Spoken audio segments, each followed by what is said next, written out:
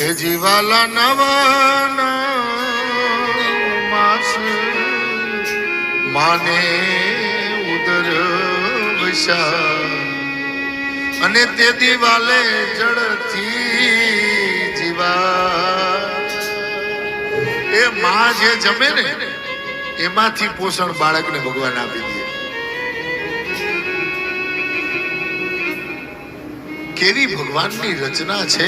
માના ઉદરમાં 9 મહિનામાં ધીમે ધીમે ધીમે ધીમે આ શરીરનું નિર્માણ થાય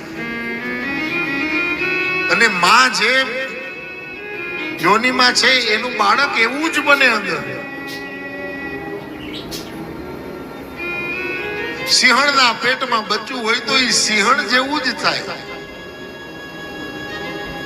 ભૂલથી ક્યારે એવું થયું કે સિંહણના પેટે માણસ જન્મી ગયો અને માણસના પેટે સિંહ જન્મી ગયો?